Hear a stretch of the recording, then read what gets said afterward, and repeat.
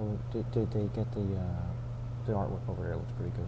Oh, and everything. I like the portrait stuff. I like the whole neon thing. Yeah. And doing the drips. Cool. Hi, we're here enjoying a craft beer at Dark City Brewing Company in Asbury Park, New Jersey, with another craftsman, my good friend and very talented artist, Kortez. And we're sitting here in front of a mural he did. So why don't you tell us a little bit about that? Well, this mural is visual freestyle. I basically took the Tri-City News, the Asbury Park Press, and any type of hint towards, like, say, craft beers or the gallery or even myself, and threw it all in there and kind of did a visual freestyle. I really didn't have a start or a finish in mind to this. I just... Yeah, that visual freestyle is a good way of describing your work. But so let's go back to the beginning. You grew up in Jersey? Yeah, grew up in Scotch Plains, New Jersey, born in Edgewater, New Jersey. And my parents got me into art by Play-Doh and paint by numbers. Yeah, paint by numbers is the gateway drug for artists that I've come to find. Yeah. So, and you went to school at Newark School of Fine and Industrial Art. So my art career basically started in Newark, New Jersey, and that's why I have such a love for Newark, New Jersey. And you were doing musical engineering for DJing, right? Right. I went to the Institute for Audio Research, and that really didn't work out. I spent more time in the park and trying to do the graffiti thing. And what was the name of your? You had a crew you were with, right? It was a crew out of Newark, New Jersey called BNS, Bond Newark Streets, or Black and Strong. It would be kind of cool to revise it now that I'm doing the social commentary. Yeah. So where did all the social commentary start to come into your work? In the 80s, there was a graffiti artist in New York by the name of Michael Stort who got killed by the police, and that was the first time I became aware of there's something else out there besides just being a kid and having fun. And so my parents also were really concerned, so every time I went out, they kept reminding me of Michael Stort and what could happen. Was that a catalyst for you to switch over to canvas and? Yeah, my parents really wanted me to do work on canvas instead of walls and doing stickers on trains and so forth. So I kind of kept my foot in both worlds and found that putting stuff on canvas was a lot more better. So with social commentary of your work, especially being a black artist and a black American, that informs a lot of your work.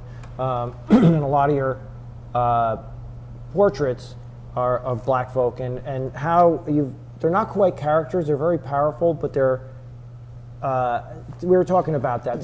Talk about that. Yeah, there's an exaggeration to the figures, and my father kind of didn't like them. He said that they reminded him of some of the advertisements he would see during the 40s. And I kind of ran on that, and I think subconsciously I was really trying to dig at my father. And the fact that he didn't like it, it's kind of like listening to music that your parents don't like. I was doing it with my art. That's really interesting. Now, how does it inform, now that you've gone beyond that point, how does it inform your work now? Well, now it's more of appreciating those exaggerations and those features that are strong to me. Whereas one time the full lips and high cheekbones was something that I maybe wanted to shun away from, because as a kid, you're teased about certain features. Now that's something that I embrace and I love it, and putting it in the artwork is really cool. Music, I know you're still DJing, right? DJing I still DJ. 25 years or something? Yeah, pretty long time, since like 85 I've been DJing. So because of my love of music, I kind of bounce back and forth, and putting some of those musical images on canvas, or inspired by the music, the inspiration from the music, throwing it on canvas is kind of cool. And then at the same time, it's like I could put myself in the arena of being in the club and painting live, or DJing, and kind of fusing it all together. So I really love doing that. And where would you say you're at direction-wise with your work now? After doing this mural, I really do want to work bigger, and do installations. I'm venturing into doing T-shirts and fashion, so I kind of want to take the brand of esoteric urbanism and just put it out there, like just hold no bars and just really no limits to what I'm.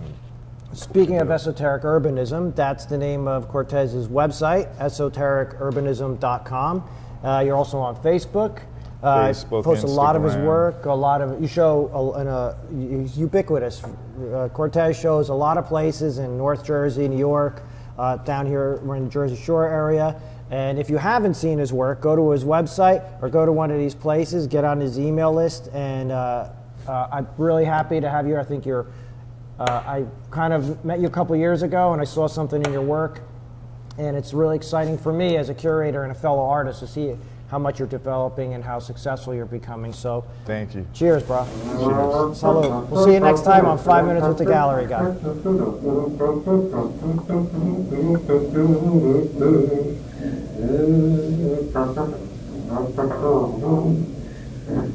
Thank you.